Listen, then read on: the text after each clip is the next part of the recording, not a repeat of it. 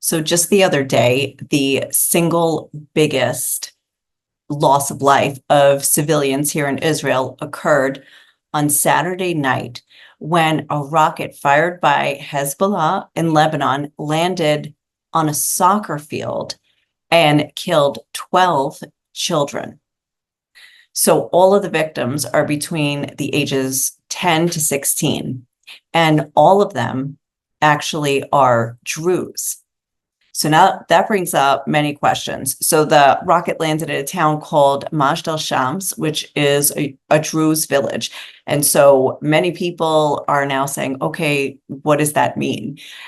So today I spoke with Bahij Masour. He's a retired Israeli ambassador and former mayor of Isifiye, which is another Druze village up in the north, right outside of Haifa.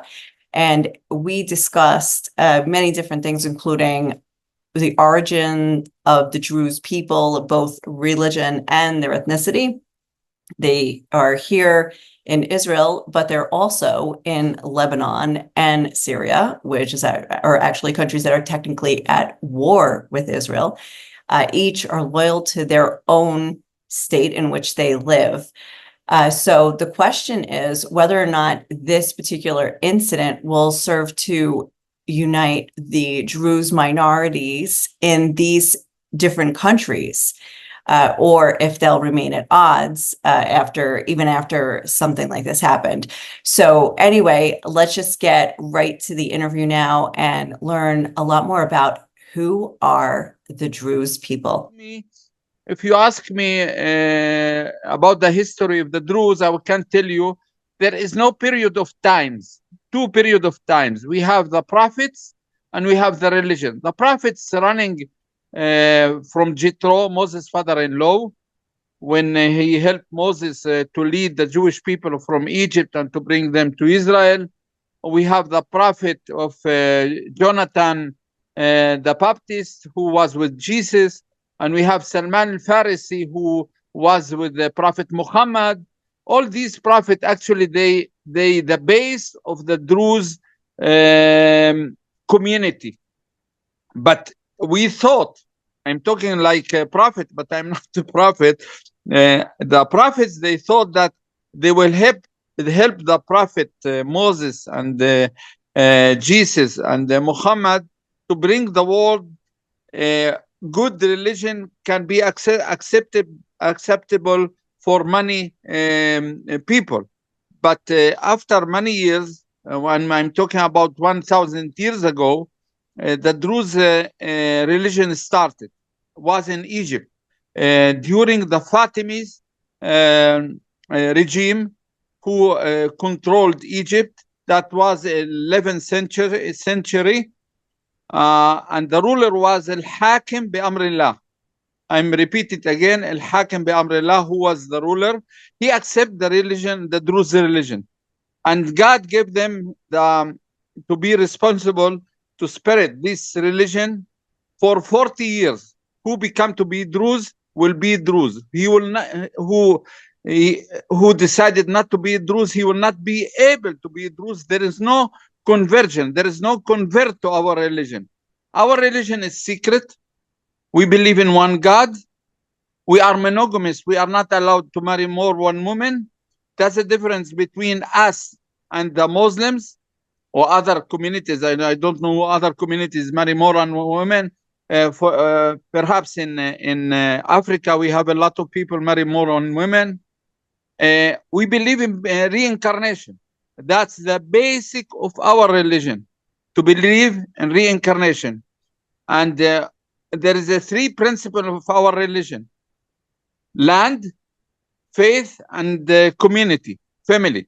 The three principles, we are behind it. We will fight to implement these things. That's the reason.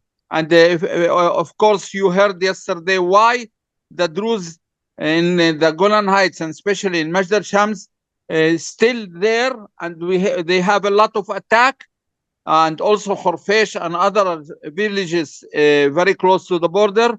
The Druze, they are not leaving their home. They are not leaving their land. They will stay although they have threatened, they have a lot of dangers, will stay their home. For example, when I was a mayor in Isifiye, in the beginning of the war, we prepared Isifiye to absorb, to receive population from Horfesh here in our village. And we prepared homes, we prepared centers, and all the things that we need, we prepared. But the Horfesh family, they decided not to leave their home because they believe that in their faith, they believe in their land, and they believe that they have to protect the family, and the way to do it to stay in their home. That's in general. We are not allowed to drink alcohol, to smoke. But many Druze, they are drinking a lot of alcohol. Myself, I'm keeping the tradition. I'm not eating pork. I'm not smoking, and I'm not drinking alcohol. But after we received our religion in Egypt, actually, Al-Hakim bi-Amrillah was tough ruler there, and the Egyptians, they are not like him so much. He fled from there and he disappeared. And after he disappeared, the Muslims, they started to persecute us and discriminated us. Why? Because in the faith of the Islam, Muhammad will be, the Prophet Muhammad is supposed to be the last prophet, and the Quran supposed to be the last religion. And when we came with our religion, actually we changed the formula of their beliefs, and they started to kill us. That's the reason all the Druze who lived in Egypt fled from Egypt and started to live through all the Middle East. And we can see a lot of Druze live in Syria. Before the civil war, approximately 800,000 lived in Syria, Druze. Also in Lebanon, we're talking about 400, half million. And Jordan, we have 30,000. And in Israel, include Golan Heights, 156. That's in general, and we can talk about almost 1.5 million in the Middle East. But we are not talking about the Druze living only in the Middle East. We have in United States, for example. When I was in the United States, I participated in the Druze convention, and we're talking about more than 50,000 lived in the United States. And the amazing number that we have in South America, we're talking about between 250,000 to 500,000 who live in all the South America. And also we have in Asia, many Druze. How many Druze we have in the world? Nobody knows. But as we know, we're talking approximately between 1.5 million or 2 million Druze through all the world. Other numbers, we don't have any idea.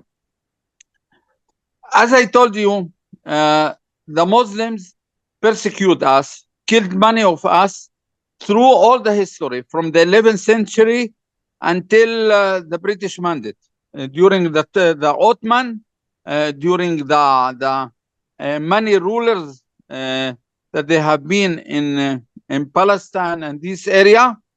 We become a little bit safe when the British Mandate become to control this area, and the French controlling Lebanon and Syria, and also in other places. That's in general the history. I told you about the numbers. I told you about the religion. Go ahead, if you have other question, go ahead. Yeah, no, that's awesome. I wanted to ask, like, you're a retired ambassador for the state of Israel.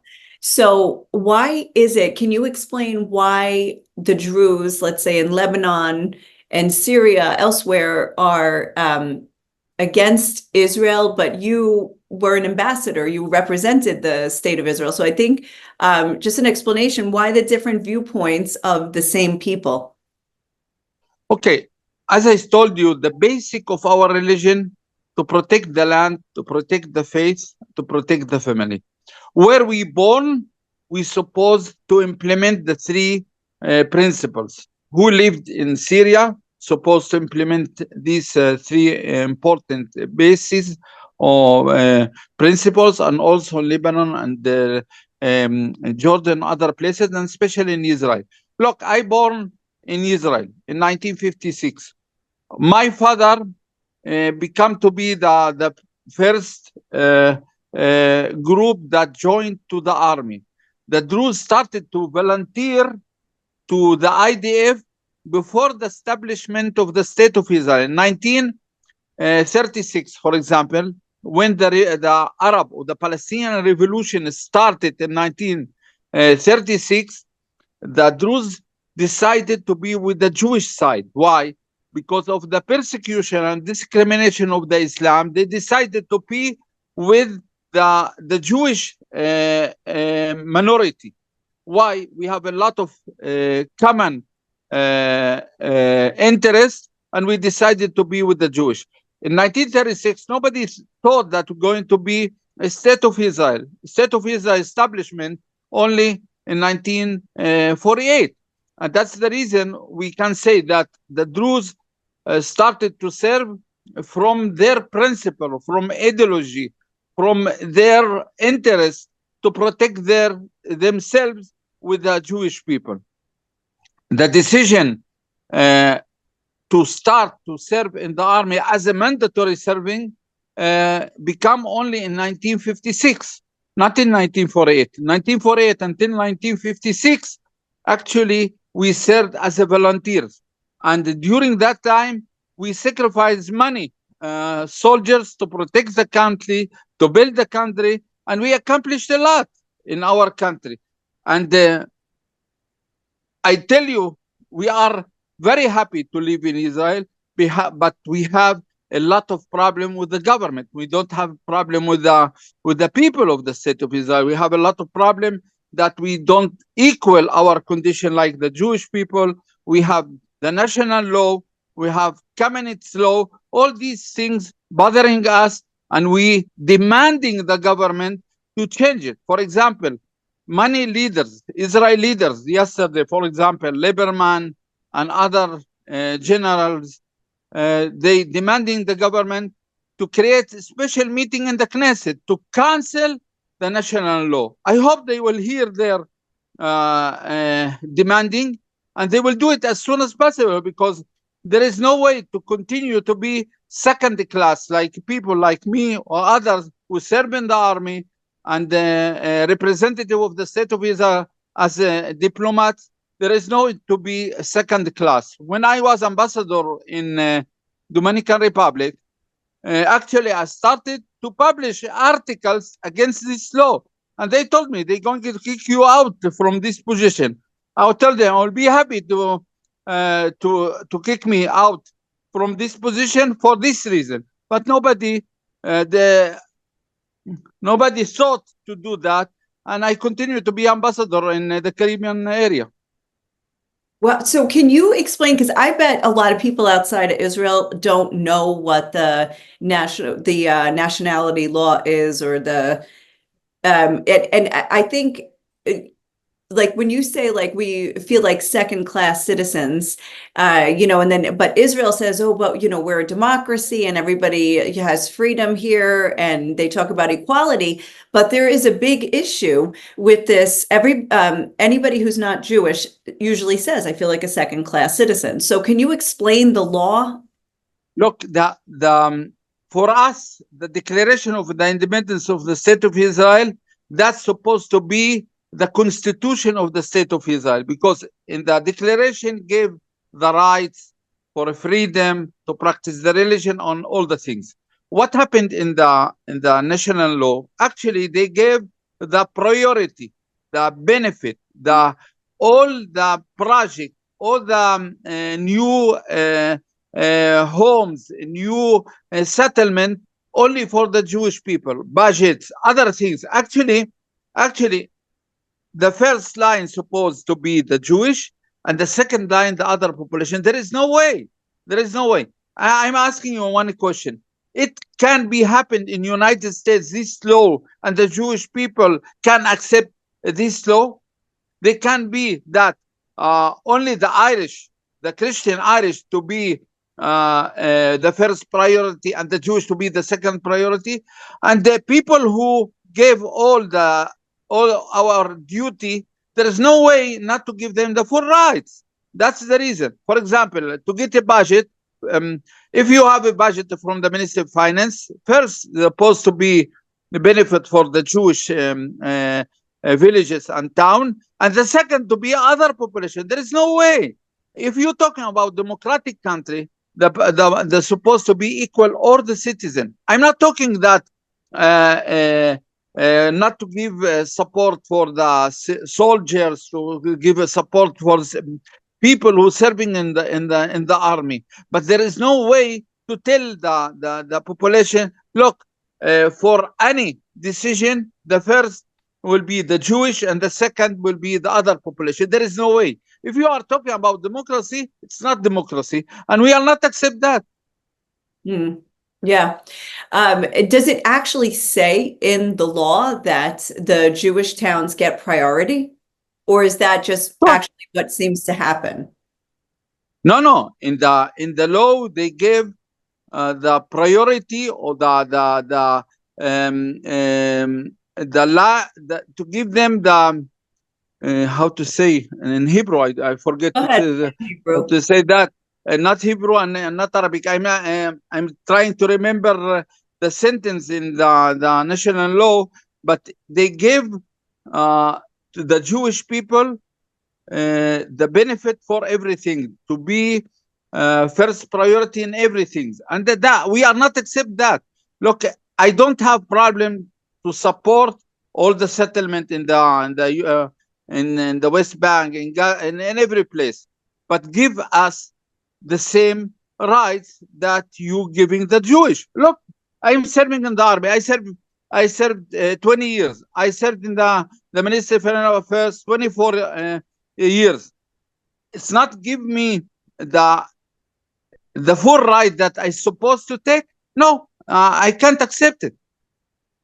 Yeah, that's right. Also, we have the Kamenetz law, the demolition and the destroying houses that we built in our homes, our land, private land, and there is a lot of tools, there is a lot of punishment, and they're supposed to stop it, because that will be very bad. And the big mistakes that they made it last week, that gave Ben Gvir, the Minister of National Security, who going to implement this law. Yeah. How you can accept that Ben Gvir will implement these things from his ideology? That will be disaster in the state of Israel. What will happen with the image with the state of Israel, with Kamenetz, with the national law? The image of Israel was very bad.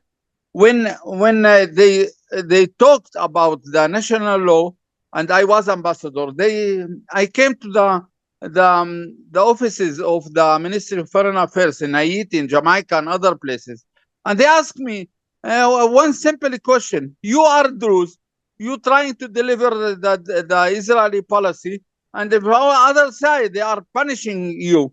It's damaging the image of the state of Israel, and we thinking they supposed to change the policy. This policy is very bad for the state of Israel. Do you think that this tragedy that happened in Mashal Shams, do you think that this is going to make a difference in the national approach toward the Druze people? That I will tell you, I'll be honest to you. Very close to the event, everybody remember the Druze, the Druze made it, and after 2-3 days, and you can follow up the condition, everybody will forget that. And that's the problem of this government. Look, the government is supposed to decide to help and to give budget for the Druze in the Golan Heights and the Carmel and the Galilee. And actually, Prime Minister promising for the head of the Druze community, Sheikh Mawfaq Tarif, and the form of the Druze Myers to give a support, but there is no decision. That it's an amazing situation that this government, they are talking and they are not doing anything. And there is a happened with this with this government. Something happened from October the 7th until today. Actually, they are passive. They are not active. They are not loyal for their citizen. They trying to survive for the political reason, and that's not the way. Look, I love my country. I served my country. I am very honored to serve the country, but it's not the way to continue. The country will be in disaster if they will continue in the same style. Yeah. Just switching gears a little bit to outside the country, after something that just happened on Saturday, do you expect from the Druze in Syria and Lebanon and, you know, outside the countries that are normally enemies with Israel, do you expect them to have solidarity with you as a people, or will they stick with their country? It's the situation in Lebanon, for example, the leadership in Lebanon with Walid Jumblat. I can't accept his attitude because his attitude. I don't know if he is doing for the Druze interest. I think he is under pressure from Hezbollah. He get a lot of benefit from Hezbollah. I think Walid Jumblat, he's supposed to deal with the issue of the Druze in Lebanon, not to intervene in the Druze matters in Israel, because our condition, our status, it's our status, and I think what we made for the Druze community during the civil war in Lebanon, we made a lot for the Druze community and also for the Syrian.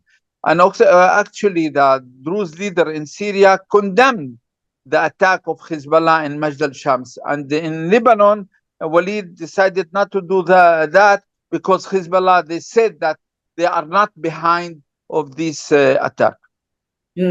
Right. And so what do you think Israel's response should be to this attack? In my opinion, the attack, I hope that this tragedy will not happen again. That's the first what I am thinking, because it's tragedy to see kids between 15 to 10 years. You can't accept it to see that in any situation. But on the other side, we are the Druze. We are not supposed to be the reason that they will open a huge war against Lebanon and against Iran or others. The decision is supposed to be reaction to hit Hezbollah strategic area, not to attack civilian area, but we supposed to find a solution for the problem between Israel and Lebanon. Actually, we have the resolution 1701. The Hezbollah and the government of Lebanon supposed to implement it. That will not be fighters, arms, terrorists very close to the Israeli border, and to give the Israeli to get back to their homes. Look, in the two sides, in Lebanon side and the Israeli side, the civilians suffering so much, and we have to find the solution. A war will not help us. And in my opinion, the Druze in the Golan Heights and the Galilee and the Carmel, they are talking that supposed to be reaction, but it's supposed to be in proportion and not to be a huge war, because the war will not help the Middle East, will not help the peace process, and also will not help the kidnaps that we have it with Hamas. And that's one reason that we have to find also this problem. Yep. A lot of good points there. Do you have anything else you would like to add? Anything I didn't ask? I'm